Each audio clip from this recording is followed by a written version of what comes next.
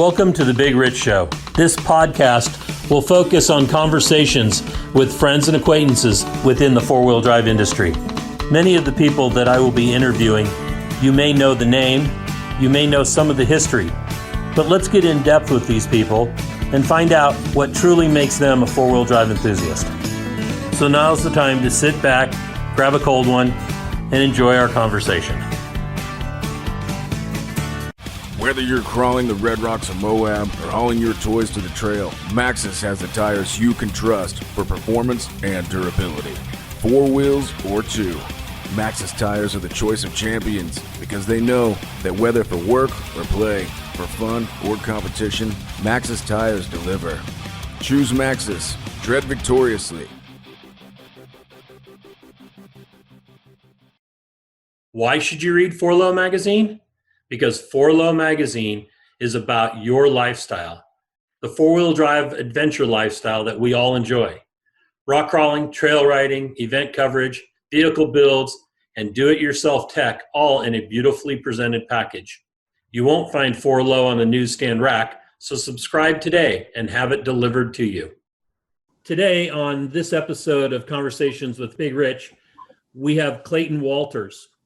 Clayton is Clayton Off-Road. He's the founder, got started in the 90s with building parts, and we're going to find out from Clayton where he got started. Clayton, thank you for coming on board. You're looking good. How you feeling? Good.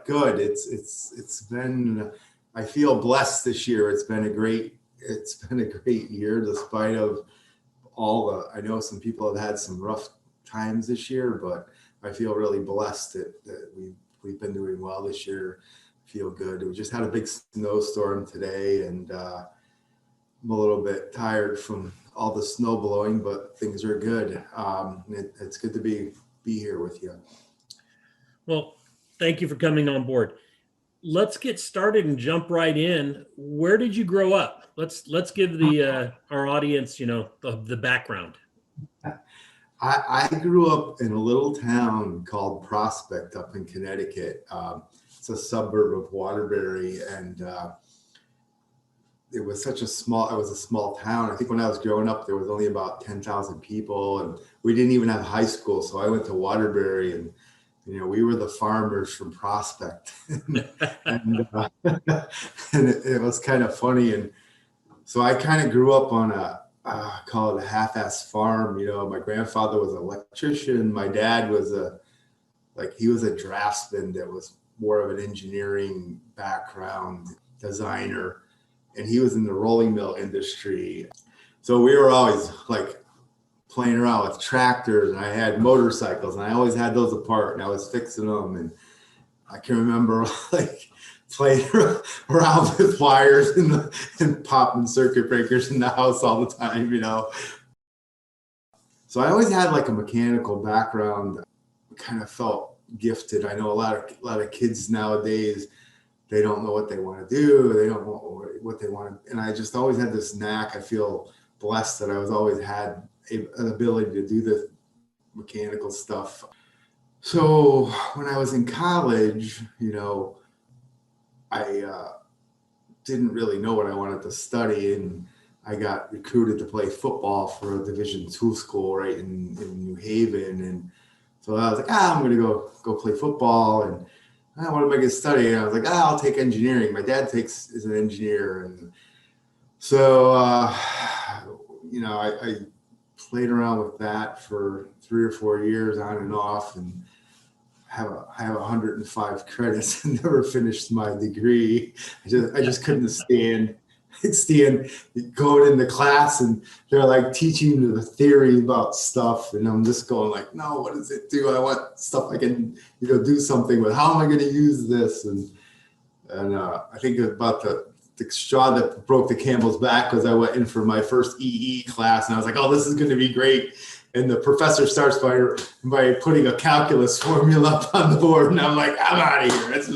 This isn't what I want to do, And but when I was in college, my dad worked for a company that built rolling mill equipment. So it was really awesome. I got to go in and I went to work for a guy named Timmy Mosier, and he was a machinist. Had his, apprentice. He was,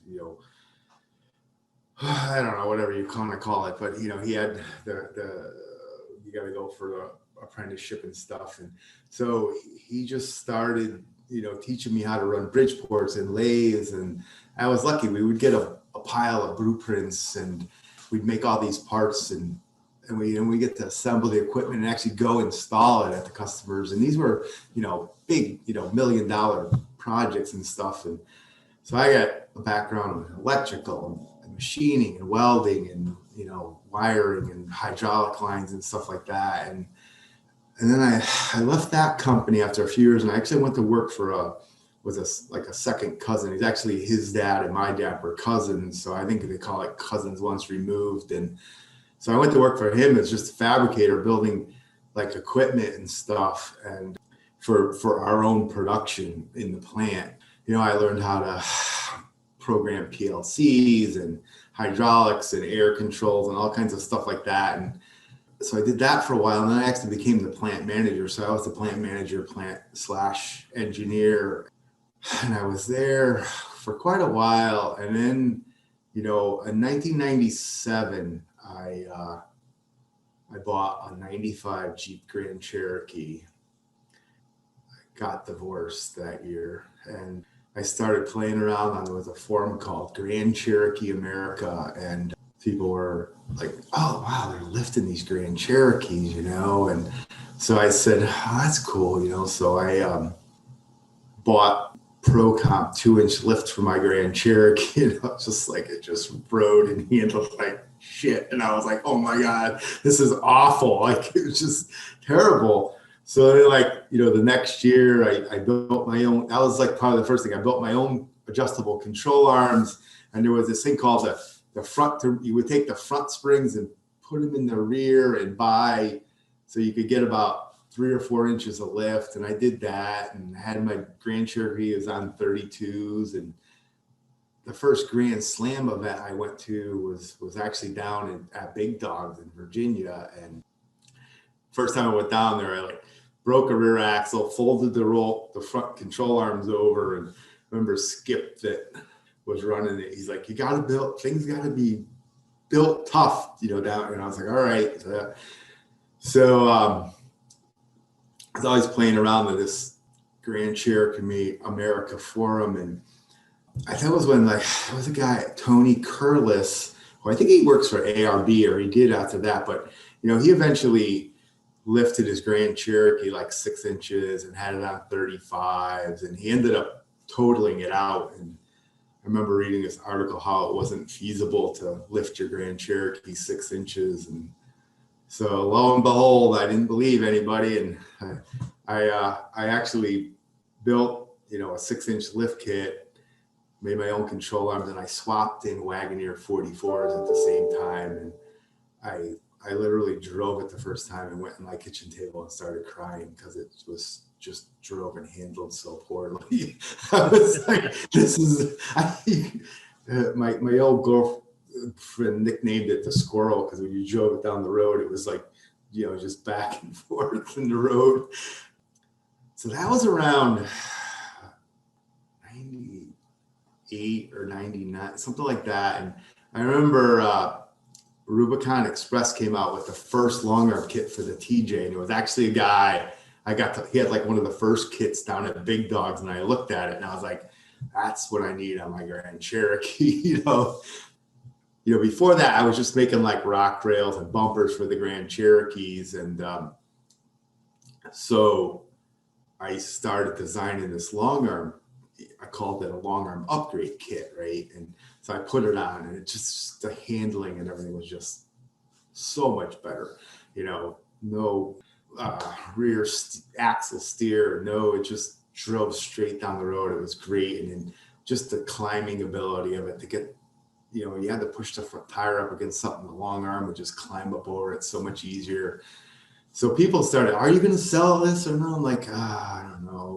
I was just playing around. And so finally I added up the costs, and I'm like, all right, there's $500 in materials and I'm just going to triple the cost of that. And I went on the forum and I posted, I'll build this. They're $1,500 and I need 10 orders to go into production. And in 1 week I had 10 checks in the mail. And that was it. I was off, and, so then from there it went to I built the Cherokee, which was pretty much just the same arms, just a little bit different cross member.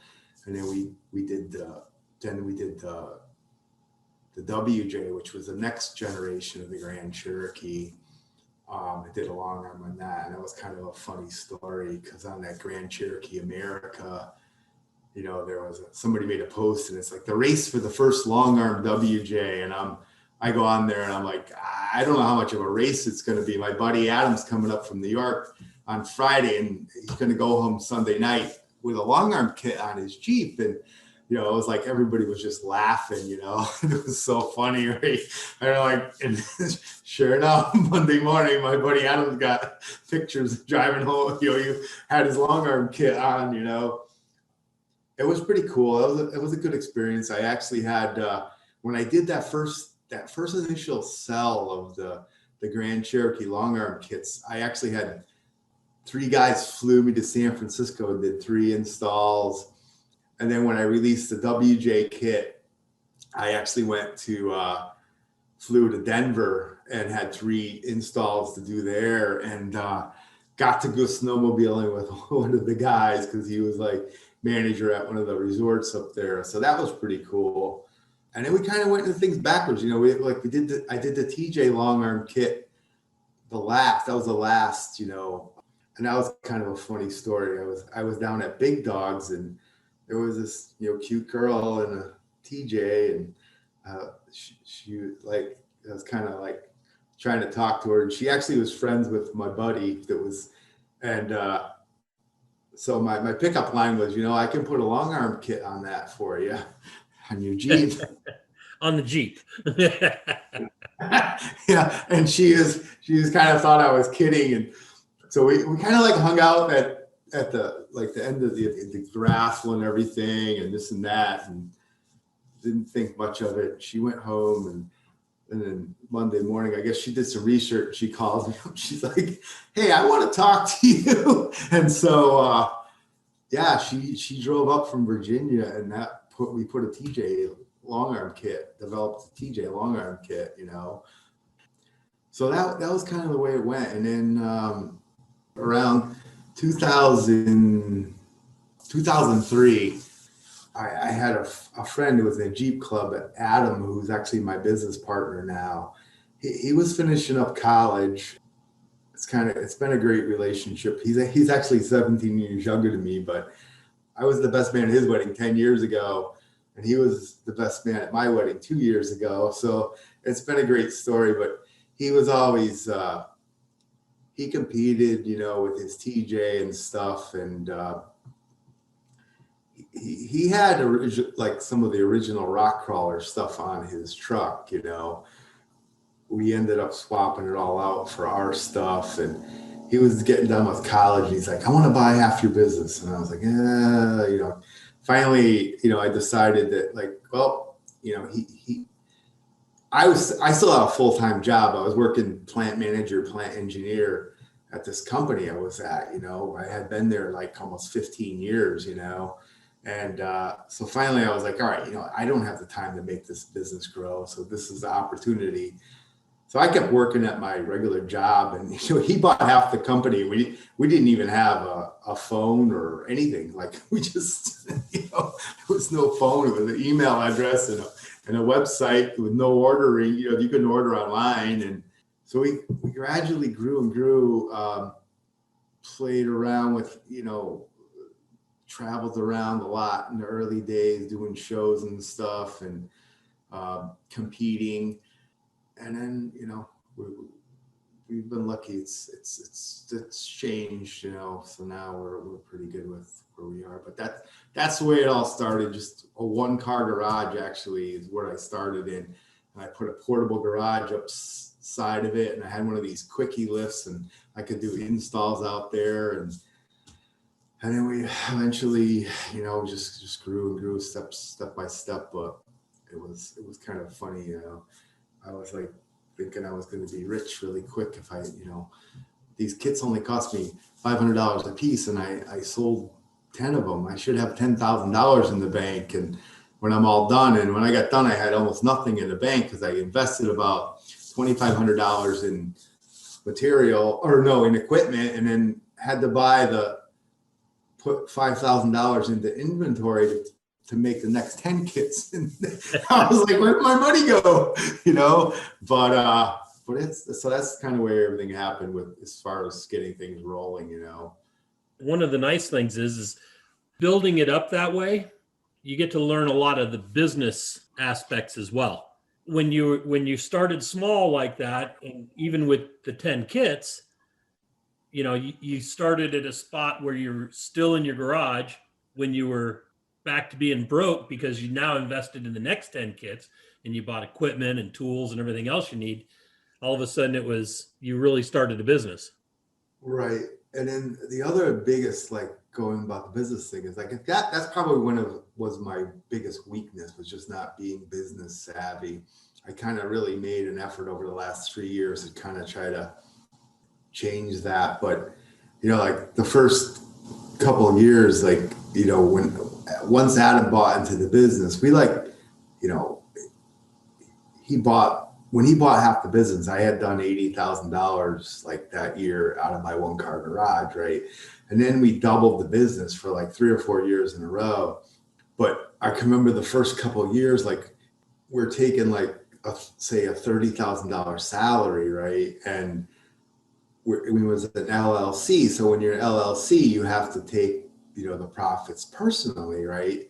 So what people don't realize is that, so I think one year our accountant goes to us, he's like, well, you guys owe $30,000 each in taxes. And we're like, what? And they're like, he goes, yeah, you had a profit and you have to claim the income from it. And we're like, we don't have that kind of money in the bank. What it was, all of your profits went to putting in stock, right? But I can't send the government a bunch of control arms or coil springs, but all your profit that you got, you put into inventory or invest it in machinery, and then you want you to pay tax on it. I was like, holy shit, so that was kind of a big learning curve there, but it takes a while. It's not easy. It's not easy. This year has been very successful for us. So, we have plans we're going to buy it's a 10,000 square foot building. I think we're going to buy it, add on 3,000 square feet and keep renting out half of it. Feel like I always had, I've had this unique ability going from that when I worked at that manufacturing company. My original job, it was a polystyrene plant, right? So it was the old Dunkin' Donuts foam cups, right? That's polystyrene, but we did it on a bigger volume. If you could imagine, that stuff's about 1 pound per cubic foot, and I would expand and ship about 25,000 pounds of that a day, right? Wow. So I had about 75 people working for me, 2 or 3 shifts a day. It was a lot. We always would, we wouldn't just go out and buy our own equipment. We had these laminating lines to glue foil backed craft paper to the foam to make a leveling board for the retrofit siding industry. And we built all our own equipment to do it, So I learned that things of for instance, a couple of years ago, it's probably 4 years ago now, we changed the design of our track bars. We started drilling and tapping the end instead of welding an insert in, because we could get the diameter a little bit smaller, use a thicker wall. And instead of going out and buying a $40,000 or $50,000 CNC machine, I bought an old turret lathe for $3,500, and it works, and it cranks out track bars. And or, I had an old milling machine and nothing we do is really that critical, and when the CNC control was crapped out, I was able to retrofit, a new Centroid control system on it, right? That instead of, again, saving a lot of money.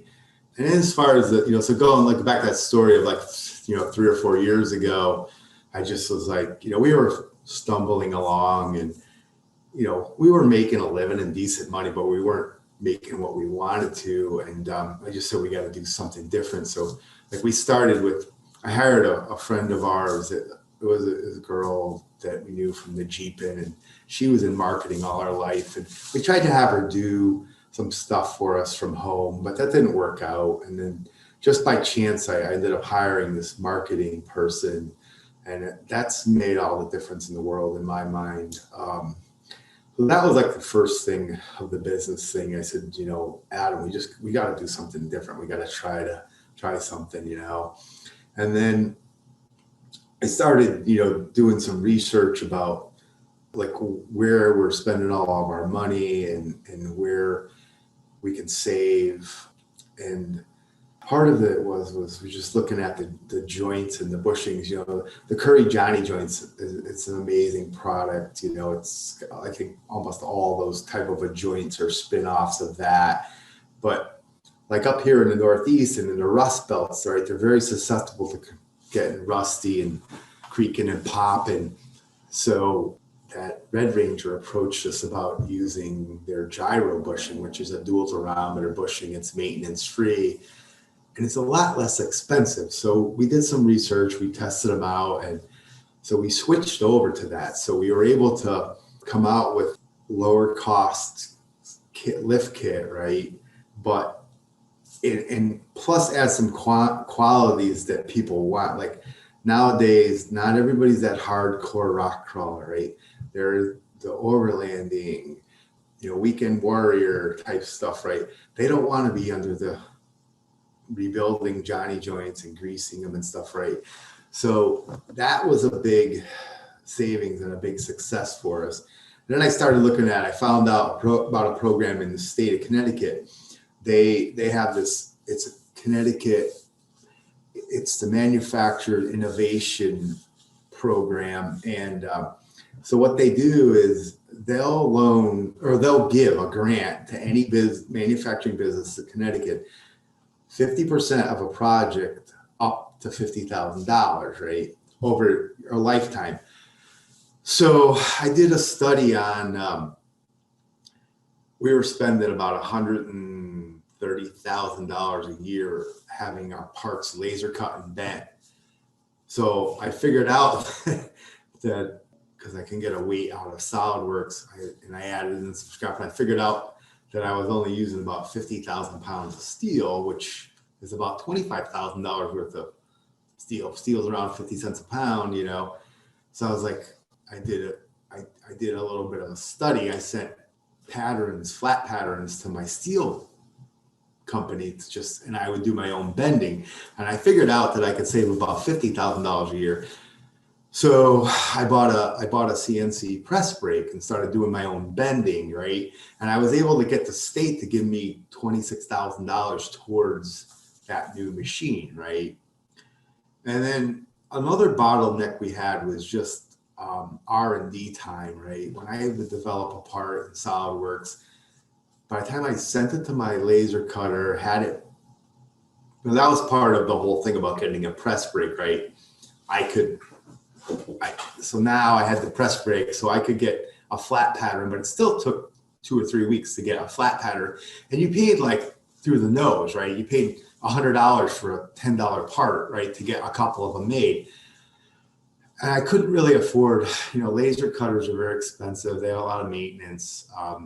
So I ended up buying a plasma table, just a Star Lab from out in Minnesota, just uses a hypertherm torch, and I is able to make my patterns close enough to test my, my products. And it really, so that my R&D time went to almost nothing, right? I could design something, cut it.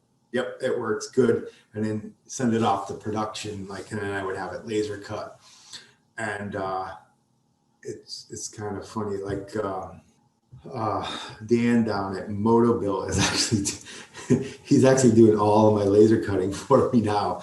He was always posting up on Facebook, and I was like, he actually, Connecticut's an expensive state, electricity and stuff, but he's actually doing all my laser cutting and shipping it up here cheaper than I can buy it from my steel supplier that's a half hour down the road. So it works out good.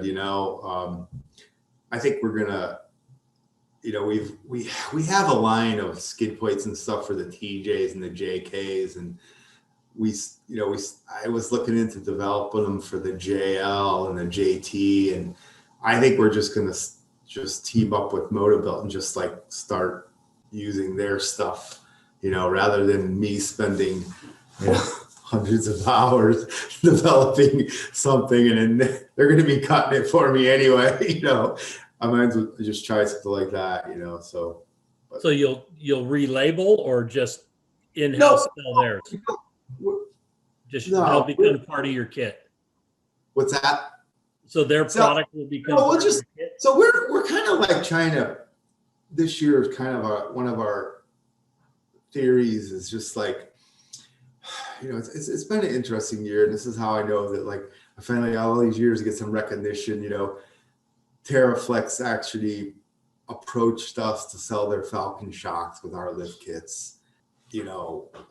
We've been Fox dealers for years. And they actually, I forget his last name, Mark was there. I met him out at Terra del Sol one year, and he's like, hey, you guys gotta start selling our stuff, and I was like, all right. And, so he hooked me up and we got started, we didn't have a buy-in and stuff. So there's like little things that happen in the industry that make you feel good about it. But no, I think what we're trying to do, is just focus on our suspension components. And, if we can upsell, like we sell a lot of lift kits, we sell all our lift kits without shocks. Like we don't have a package because we know that people like to do different things, but we do sell a lot of lift kits without shocks, right? Because people they shop around and they can get them here. If they can get them from Quadratech, or they can get them from Northridge, or they can.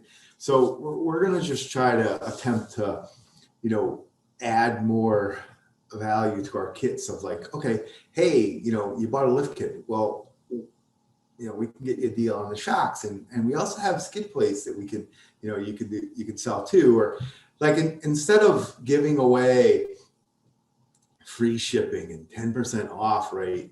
We can afford to give people like a deal on the shocks, right? Oh, if you buy a lift kit, we'll give you a free set of shocks or we can give you 20% off or 25% off the shocks, right?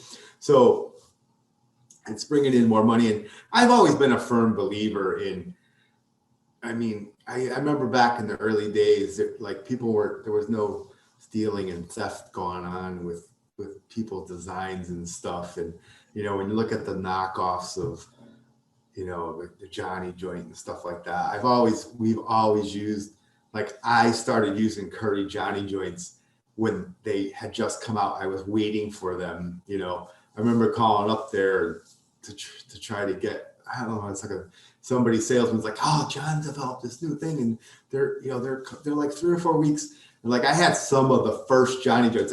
When they just had the barrels, and I had to weld an adjuster to them and start using them, And we've had the opportunity. We've been approached by people to, they could manufacture them for us, and I'm just a firm believer in letting, Fox make shocks. They know what they're doing. Like I want to use them. Same thing with Falcon, and we sell Bilsteins too. The same thing with the Johnny joints, and then we had to come out with dual durometer gyro joint. We did that from a cost standpoint to offer the consumer a little bit more, their choice, right? The same thing. We still sell a lot of JKS disconnects with our kits because that was their product and they did it. Things of that nature. Never really got into the like making our own stuff like that. the JLs and the G Gladiators, right? Because there's so many Rubicons out there. Like so many people don't need disconnects anymore. So we make our own links, but they're fixed, right? They're not disconnects, you know. Right. Things of that nature. But let's back up and touch on some things that you mentioned and just went right on into the business. You played football at Division II? Yeah. Okay. What position did you play? I was an outside linebacker. Yeah. Oh, nice. Yeah. Okay. An OLB. Excellent. And I take it you must have played the farmer kids that came into Waterbury were better players than the city kids. Is that what it was? Well, I started playing football when I was 10 years old in that little town I was in. And it was very difficult to get enough kids to put a team on the field. But and then when I played in high school in Waterbury, you know, we didn't have a very good team and stuff, but it was still fun. But when I went away to college, that was a rude awakening with football. You know, I went away to football camp. You know, you started like 2 or 3 weeks before school, and I was like, I think I was probably weighed about, I don't know, 6 feet tall, you know, 185 pounds or something, 190 pounds, and, you know, bench pressed like 300 pounds and, you know, ran like a 5:40. And I got to the camp, and there's these linebackers, they're 6'3", they weigh 220 pounds, they bench press 450 pounds, and they run like a 4.840, you know. And I was like, holy shit, you know. People think, oh, big dumb football players. Well, it's not true anymore, right? Like those guys, they were fast, they were strong, but they just could not play football, like, you know. But but I'd have to say, like, as far as like discipline and toughness and stuff, I learned that early on in Pop Warner. We had a really kind of a hard ass coach that, you know, really pushed people and made them work. And but college was just a rude awakening, you know, three practice sessions a day and then films at night. And I went there, it was a Division III school, and they changed Division II. They recruited 80 freshmen. There was 80 of us. Wow. Freshmen team, right? And so I went on, you know, I went there steady for a couple years, and then I started doing co-op and I petered out. But by like senior year, there was only 4 of us left from those original 80 kids in that class, you know. And it was funny, like it was crazy. We lived in the coach, we had an apartment building that was adjacent to the campus that was just football and hockey players. And it was not pretty. It was bad. It was bad. And like after 2 years, I said, I gotta get out of here. I'm not gonna live, you know. It was pretty crazy. But it was a good experience. But we used to have this, you know, the saying, like there would be like in camp that freshman year, kids would just disappear. We would get up in the morning, where's Johnny? He's gone. You'd be like, so there was a saying, it was like, don't let the night rider get you. You know? They would be gone. It was like nobody would ever hear from them again. So they would just end up quitting school or whatever and be gone. Yeah, gone, you know, everything is gone. You know, never hear from them again. I had a landscape construction company back in the mid 80s, and I would hire these guys out of high school during the summer. And most of them were ball players. You know, I wanted athletes because a little more discipline, you know, they weren't afraid of hard work, supposedly. I can't tell you how many hours I got out of kids that I never had to pay, because they'd come out for 3-4 days and then they'd leave at lunch and I'd never see them again. And they were too embarrassed to come get their 3 or 4 days worth of pay. If they all showed up in the morning together, like 4 guys in their car, I knew that by lunch they'd be gone. They wouldn't come back from lunch. It's just it just would happen that way. Yeah. I mean, all the years I've worked, all the people I've had work for me, I mean, I can count probably on two hands of all the people that actually like said, I want to do more. I want to make more. I want, what do I need to do? So it's tough. I always said, like, it's like everybody wants a job, but nobody wants to work, And more so nowadays than 20 years ago. Oh yeah. I mean, I'm blessed with my two older kids are both very successful, and it's just, I hear other people, it's just tough. It's tough, So, but I was pretty, my daughter was pretty easy. She was always straight A student. She struggled later in life. My son was the one that had, growing up was tough on him, and but he's doing really good now too. So he actually just bought a house around the corner from me, so I can literally walk to his house, so it's That's nice. awesome. Yeah. So what's the future like? Well, we're finally at the point where we have some money and some capital behind us to take the next step of, like, Adam and I just have been adamantly involved in, the day-to-day operations of the company. It's probably been not good, but we just never really had the money to go out and, hire somebody to fill every position. So we're at the point where we feel like we can invest in people and, not have, if it takes a year for our return on investment. I think of people like employees the same as a piece of equipment, right? You're going to hire them, and especially if they're like in a key role, say marketing or something like that, right? Or sales, it's going to take a while to get them to earn their keep. So we have to, and I still we need more help to get Adam and I away from the day-to-day operation, so he can focus more on, like, dealers and promoting sales and stuff like that. And I still do all of the R&D work and stuff like that.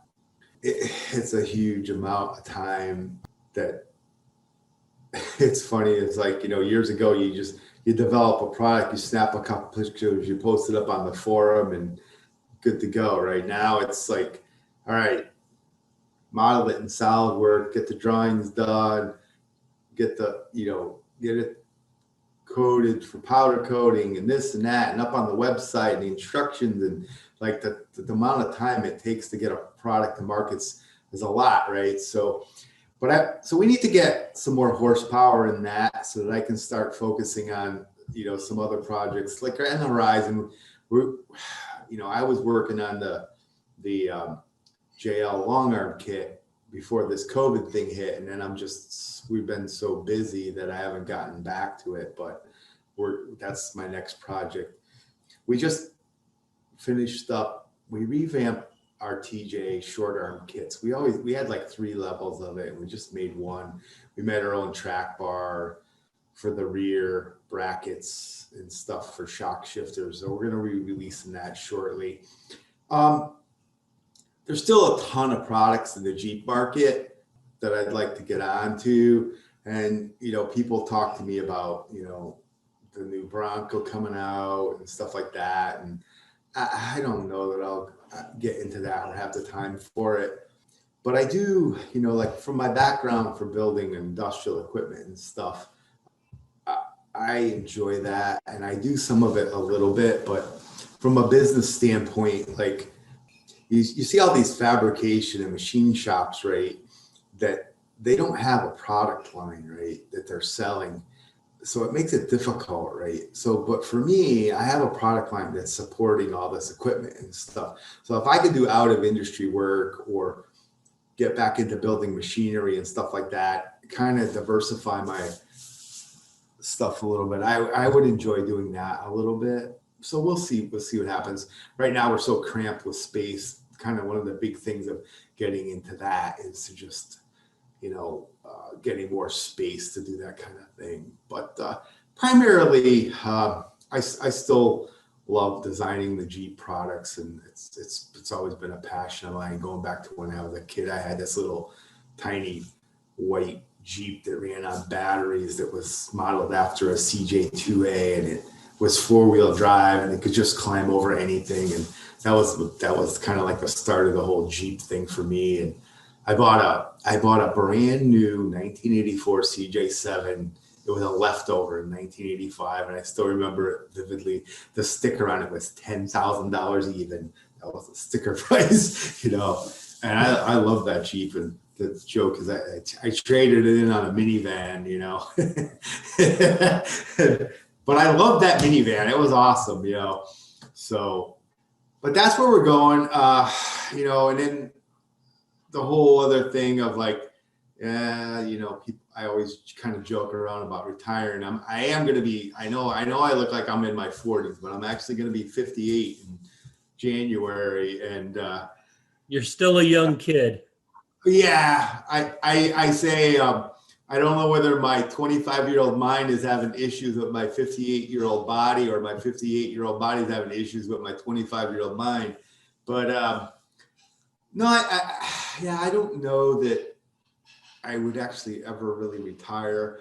We stopped doing installation work and custom fab work about almost 5 years ago when Ryan Fuqua left, and he actually bought out Larry Nichols out of Vegas 4x4. Okay. Now, Ryan was a kid like that used some of my parts way back in the day. He was my shop, you know, lead guy for like 4 or 5 years. And, you know, it's kind of funny. It's ironic. It's like, you know, he went out to Hammers with me, and that's where he met Larry Nichols, and he ended up, you know, Larry wanted to get out and retire, and Ryan ended up moving out there. It worked out. Ryan's doing very well. We're still pretty close. He's supposed to be actually coming out for Christmas, but yeah, he just wasn't like a production guy, you know, like he just didn't want to be doing the same, you know, production. He was more of a hands-on, like installation. So that's why he's doing very well with Vegas. I'm happy for him there, but it's been good. But I do miss that install work or fabrication or building stuff, and but it was very, very stressful when you're trying to run production and do that at the same time. I joke around with my wife is like, someday, you know, I want to have a shop at my house where I can kind of do some of that stuff on the side a little bit here and there, but you never know. But as far as retiring, I don't know that I'm ever going to have to. Like the whole thing of like, you know, I think when I'm ready, you know, it's, you know, it depends, you know, 5 years, 10 years down the road, you buy that motorhome. I'm never really going to have to retire from Clayton Off-Road, right? I'm going to be able to go out, be wherever I am. I can promote the business. I can do design and R&D work, and you know, so I feel blessed about that. It should be good. Excellent. So is there anything that we haven't hit on? You said you've done a couple of other outside of the industry podcasts lately. Is there anything that you learned in those, or questions that they threw out at you that you'd want to discuss? No, it's well, it was funny at the end of the show that they did a couple. It's going to be up online. You'll be able to watch it. But no, they were more interested in the business end of it, you know, more than the story of it, you know. So that's it. But some of the, you know, when you started about the history of it, like, you know, I laughed. Some of the best times I had was like, I remember going down to the Wee Rock in Tennessee when your son was there. I don't know if you were there. And they had the wet t-shirt contest that turned into the wet booby contest. The girls were ripping their shirts off. So I have a good story about that. We get done with that Tennessee event. I get an email from some lady that was very upset that her like 5-year-old or 6-year-old son came home and said, I saw boobies.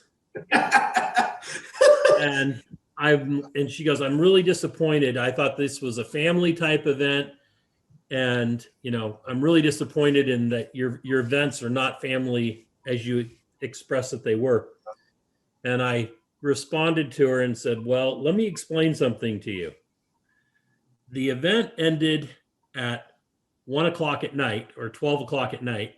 Right. Shenanigans didn't start until 2. So there was a 2-hour period where your son could have gone home with your husband if your husband was interested in going home. If your son saw boobies, it was because he was there after 2 o'clock in the morning with your husband. So I think it's more of your husband that you need to be disappointed in instead of me. Yeah. I know that was funny, and I got to see. I broke a rim, and Randy Torbett welded it up for me. That was funny, But yeah, it goes back a long way. Kyle with at Paragon and and Badlands and all that stuff. But it's funny. That's funny. The other thing, like I laugh. I don't laugh. I always I built Erik Miller's first Jeep that he competed in Wee Rock with. That was a funny story. He comes up, he has, Curry axle shipped to the shop and doing long arm kit, and I built him a roll cage and 35-inch, all the tires, everything show like that gold Jeep, and like got to have it done. He's going to Moab with it, and he comes up, and we're like finishing up, putting the thing finally together. I'm leaving for Moab, and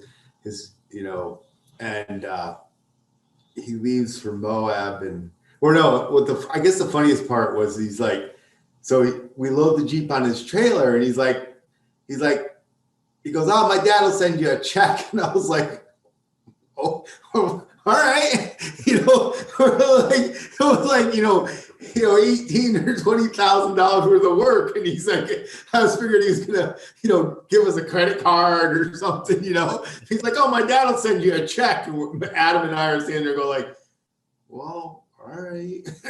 I hope he does, and he did. But yeah, he calls us. He's out in Moab, and that's where. The picture was, he actually made the cover of some magazine with it when he was out there with it. But he's like, he calls me up. He's like 2 or 3 days he's been out in Moab. He's like, the rear end is making like this really bad squealing noise. And I was like, really? I was like, yeah. I was like, yeah, we probably forgot to put oil in it. Yeah. So, he's like, rushing around trying to get out of there, and we never put any oil in $10,000 rear axle, so it's kind of funny. Well, at least it didn't seize up. Yeah. I think it may have seized up, and he's like, well, let's put some oil in it, maybe it'll be all right. And then I had to fix it for him. But yeah, so him and I go way back. It's so funny, like we compete at Paragon, and no, I admire him. I never ever imagined like him taking that to that extreme with the stuff, and the first year we raced in 2010 out there, right? So I had no way of I qualified at Rausch Creek. I had no way of getting out there and doing it. And I had that buggy I used to Wee Rock compete with, that's what I raced in, right? And so Erik, what happened was I had a 40-foot aluminum trailer. So Erik actually came and picked up my buggy, and that's what he took out to race the first time at KOH. He pulled my buggy out for me so I could race, and he put his in. So yeah, we go back a long ways. I still get his Christmas cards from him and stuff. I was kind of disappointed. I didn't get to go to it. I got invited to his wedding. I didn't go. It didn't work out to go. but I haven't seen him. I touch base with him once in a while. And he has his new baby now and stuff. So we got the cards, but yeah, it's something to see him, what he did with that stuff, you know. So Yeah, pretty phenomenal. I remember the first time he showed up to one of my rock crawls, his dad had to sign his waiver for him yeah, because he wasn't of age. So I know. I always tell him, I say, I admire your ambition. You know, it's like, yeah, you know, so. So you competed? Did you compete during Paragon? The days in Paragon. Adam had a TJ that we competed in at Paragon, right? And then we went to Jellicoe twice and competed, you know. But when we went down to Tennessee, that was in my unlimited buggy, you know. And then I competed once at We Rock at Rausch Creek and then once in Tennessee.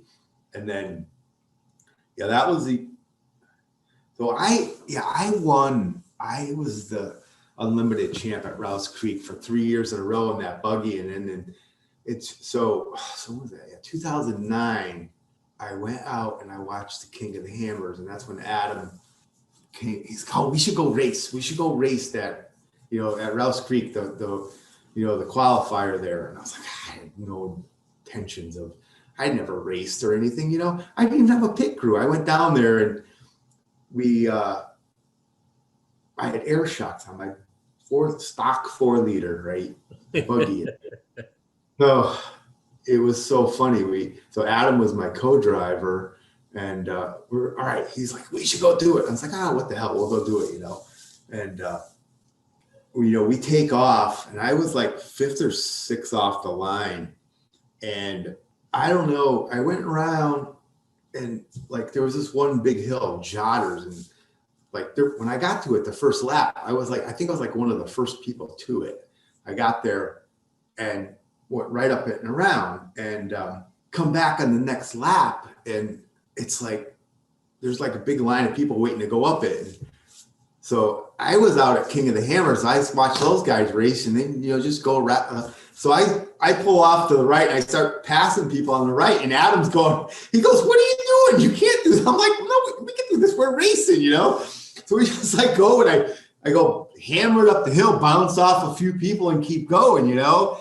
And like we didn't even have radios in our house. I was winning the race the whole time, and I had no idea that I was leading the race, right?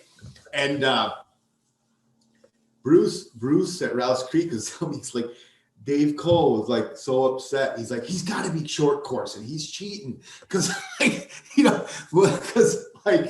Adam Woodley's there in his V8, and Will Carter's there in his and I'm just like, but like everybody was getting all those hill climbs. They couldn't get up them. They were so muddy and messy, you know.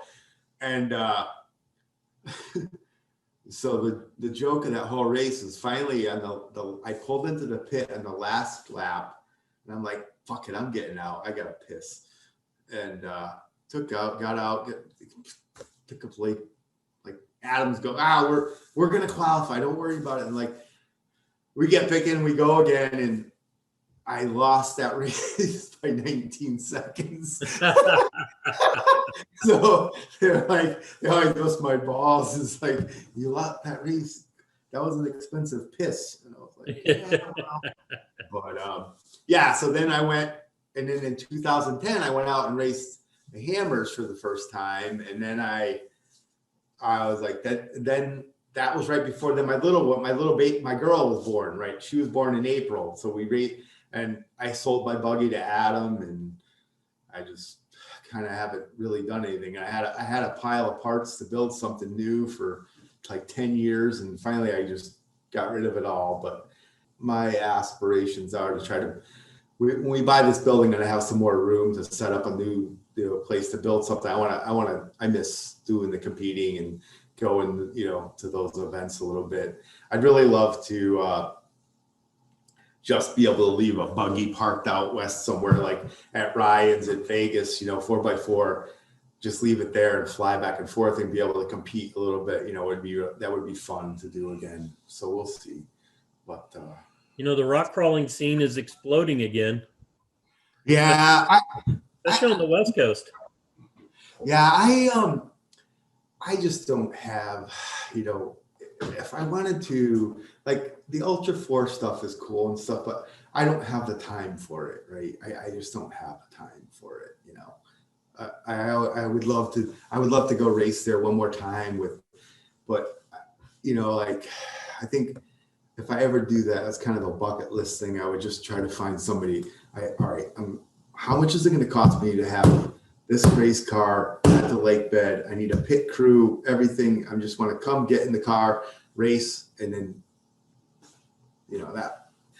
that would be that would be the only way I would do it. I just don't have the time to do anything other than that, so. But yeah, the rock crawling I miss, so it'll happen someday. Well, we'd love to see you back out there. Yeah.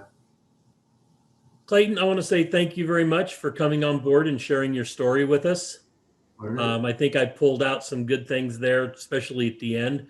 I appreciate all the stuff in the business because I know there's a lot of guys out there that have started or are at the point where you were when you started. They're working out of their garage. They've created a lift kit or done something, a piece of product for themselves, and they just don't know where to go with it. And every time I talk to somebody like that, I said, you know what? Find one person to buy it, then that person will tell somebody and somebody else will buy it. And eventually, maybe you can be in the industry as well. But, it's perseverance. It's, you gotta stick to it. Yeah. The one of the biggest things, and this is kind of interesting, was like probably the guy that got me I had some products I was building for myself. And I remember this is the first time I talked to Tom Woods when he was still at 6 States. He said to me, he goes, "Do you own anything?" And I was like, "No, I just got divorced." And he's like, "Incorporate and run Bear." He goes, "First of all, they have to prove negligence for you to be sued." He goes, "That's one thing." He goes, "Secondly, if you don't have anything, nobody's going to get a lawyer." People have to do. And it's like and you don't have anything to lose, So I was like, okay. Yep. And Tom and I go back a long ways too. He's funny. Anything else? Nope, I think that's it. So again, thank you so much for sharing your story, and I'll get this edited and it'll be out in a few weeks. Okay. And I'll let you know when we're going to air it. All right. Awesome. Good being here. I'm glad you got in touch with me, and hopefully we'll get to see you at some point. Thank you. We'll talk to you down the road. I appreciate it. All right. Great. Okay. Great. Thanks, Rich. Bye-bye. Bye-bye. If you enjoy these podcasts, please give us a rating. Share some feedback with us via Facebook or Instagram, and share our link among your friends who might be like-minded. Well, that brings this episode to an end. Hope you enjoyed it. We'll catch you next week with Conversations with Big Rich. Thank you very much.